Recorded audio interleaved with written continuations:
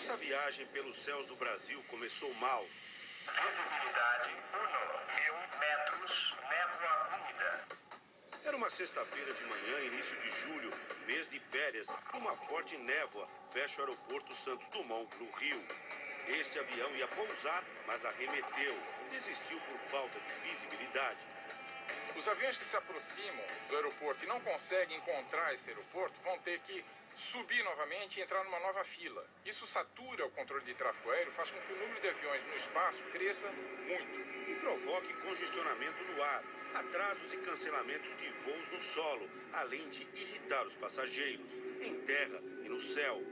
Embarcamos no avião do consultor aeronáutico Jorge Barros, o November Tango Mike, como é identificado na linguagem aeronáutica. O quarto mais movimentado aeroporto do Brasil, 5 horas depois do previsto, enfim, a viagem pode começar. Estamos autorizados da partida. Depois de aquecer o motor, vem a outra etapa, que é conseguir um espaço entre os aviões do aeroporto para nós conseguirmos decolar. Tem 3 aeronaves na nossa frente, eles têm que aguardar uma aeronave pousar para que libere uma outra, porque as pistas não podem ser operadas simultaneamente. O movimento de aviões visto da cabeceira da pista, onde esperamos por mais de 20 minutos, é impressionante, um atrás do outro. Nos últimos 5 anos, os pousos e decolagens cresceram 53% no Brasil. O número de passageiros, 83%. Está autorizada a decolagem. November Tango Mike. Tango Mike. Acabamos de decolar e a torre alerta para um avião perto de nós. November Tango Mike, prossiga sob regras de voo visual, atento à aeronave sentido contrário, ok? Tango Mike. Pouco depois... November Tango Mike, existe um tráfego a 10 milhas no rumo oposto visual. O equipamento é um Bravo Eco 9 Lima. Nosso primeiro destino é Belo Horizonte e o comandante Jorge precisa saber como está o tempo por lá. Para ter certeza que ao chegar lá, o tempo vai estar adequado para o pouso do avião. Igualmente Brasília, o Papa Tango, November Tango Mike. Ele tenta falar com o VOLMET, o serviço de informações meteorológicas para pilotos. O mais próximo nesse momento do voo é o de Brasília. Papa Tango, November Tango Mike. Várias tentativas, ninguém responde. Meteoro Brasília, Papa Tango, November Tango Mike. O piloto de um Airbus que voa bem mais alto entra na frequência e nos diz que o tempo está bom em Belo Horizonte. Ele confirma a suspeita do comandante Jorge. Volmete aqui nessa região é bem enrolado. Dificilmente a gente consegue uma informação Volmete aqui. Com a informação de que o November Tango Mike não conseguiu se comunicar com o VOLMET, procuramos o Departamento da Aeronáutica responsável pelo espaço aéreo brasileiro, o DCEA. Pô, isso é difícil acontecendo. Foi a primeira vez que me trouxeram um relato de VOLMET que não consegue falar. Mas isso é bom que eu já vou mandar averiguar. Isso aí nós temos que ver isso aí. Pousamos em Belo Horizonte com visibilidade total. Um pouso tranquilo.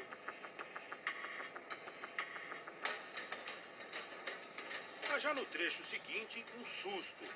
Jorge faz contato com a Torre de Brasília, nosso próximo destino, e a controladora diz que não sabe da nossa existência. Afirma o Papa Tango November Tango Mike, no momento nós não temos a visualização da sua aeronave. Ok, nós estamos na radial 191. Tentamos passar as nossas coordenadas, mas somos interrompidos por outras conversas de pilotos com a torre. 148 milhas de Paracatu. Triple 54 para início descida. Brasília, o November 482 Serra, condições visuais propõe. O Brasília, o Triple 5484 para início descida. Brasília, November Tango Mike. Até que um minuto depois, o comandante consegue passar o código pelo qual deveríamos estar sendo identificados na tela da controladora. 0236, Centro Brasília Ciente, nós agora estamos recebendo a sua visualização, mantendo 084.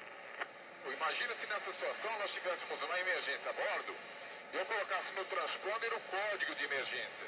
Ele não vê. Na verdade, tem que se identificar qual foi o problema para poder ver o que aconteceu na prática, porque isso aí não é uma situação normal de se acontecer. Aí é difícil dizer se a falta de visualização radar lá na tela do controlador é uma questão de qualidade e manutenção dos equipamentos ou se é uma pura questão de falta de atenção do controlador.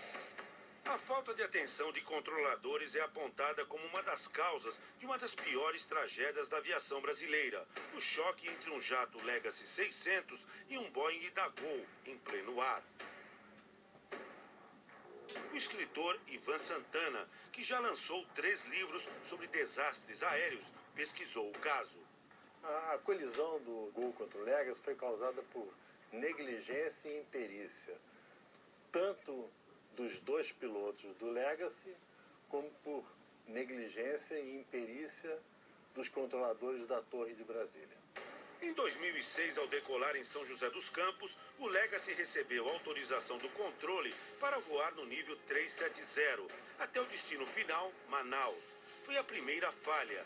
Essa altitude valia só para o trecho inicial. Em Brasília, teria que ser trocado para 360. Ao passar por Brasília, outra falta de atenção. O Legacy continuava no nível 370, mas ninguém no controle percebe. Dali até Manaus, o nível 370 é uma via de mão única exclusiva para o sentido norte-sul, ou seja, a direção oposta do Legacy. Na altitude e no sentido certos, vinha do norte, o Boeing 737 da Gol, com 154 pessoas a bordo.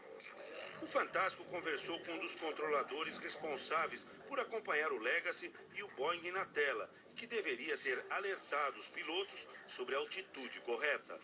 E por algum motivo a aeronave não atendeu às minhas várias chamadas, com a intenção de fazer a monitoração e se fazer qualquer tipo de correção necessária, saber, olha só, não recebo o sinal do seu transponder, você pode confirmar se recebe? Que nível está mantendo? Então toda essa conduta eu iria adotar, né, caso eu tivesse um sucesso de comunicação com aquela aeronave Legacy, e que infelizmente eu não tive nenhuma resposta.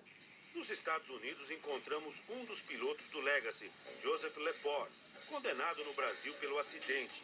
Ele continua trabalhando como piloto na aviação comercial.